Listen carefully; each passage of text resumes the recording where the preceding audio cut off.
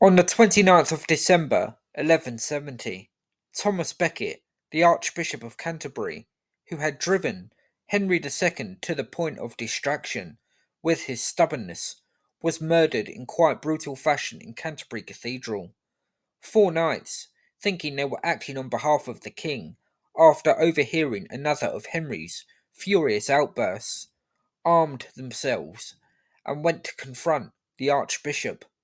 These four men were named Reginald Fitzurse, William de Tracy, Hugh de Morville, and Richard Brito. On arriving in Canterbury, they attempted to reason with Becket, urging him not to be so headstrong in his relations with the king. For years, Becket and Henry had been at loggerheads as the king tried to impose royal control over the church, with Becket absolutely refusing to comply.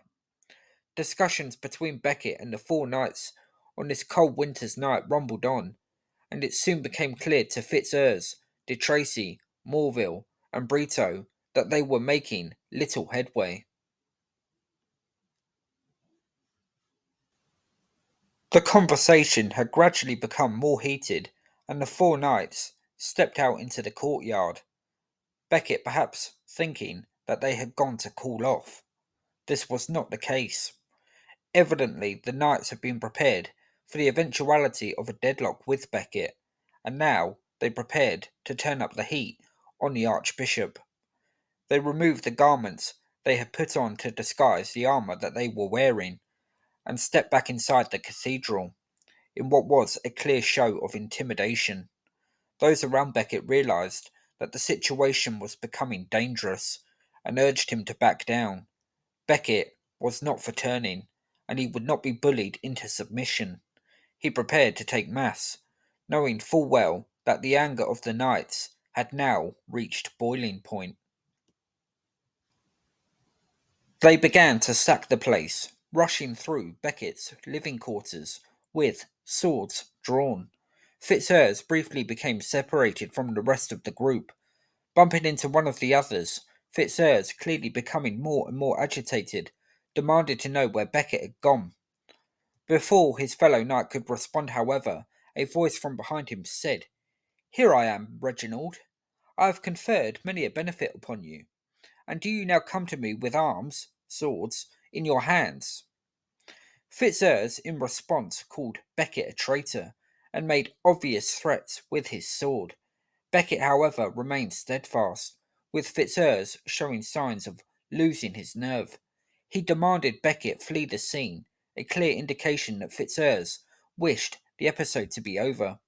At this point, Fitzurse was rejoined by his fellow knights, which restored some of his confidence. Still, Becket stood his ground and told the men facing him that he would willingly embrace death, but under no circumstances were they to harm anybody else in the cathedral.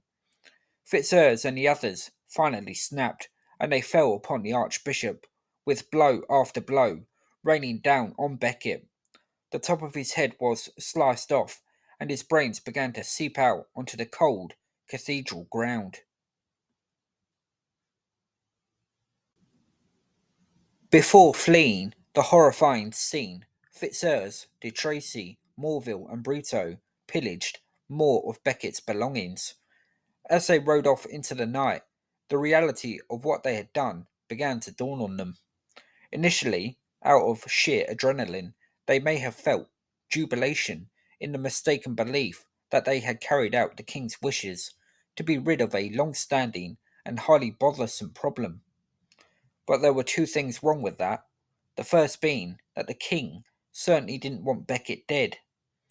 Before the problems between Henry and Becket arose, which had begun not long after Becket's appointment as Archbishop in 1162, they had been good friends.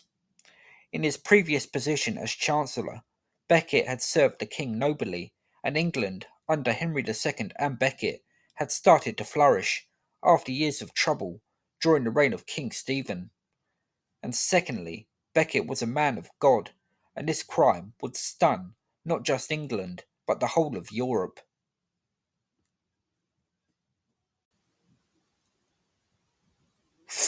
The four knights soon made fully aware of the public reaction to their heinous crime. The only thing for it was to lay low for a while before humbly begging for forgiveness from the Pope. All four were ordered to travel eastwards to the Holy Land to fight the enemies of Christendom. Such a pilgrimage, or even a crusade as it might be called, was the only way of winning back God's favour. As for Henry II, when news of Becket's death was brought to him, his reaction was one of absolute horror. He performed very public acts of penance at Canterbury, but this was not quite good enough. His reign, it can be argued, never fully recovered. In the years following Becket's murder, the king's sons went into open rebellion against him, and would plague him until his own death in 1189. In this age, some would say that this was divine punishment for Henry's furious outburst that had caused the disastrous murder of Thomas Becket.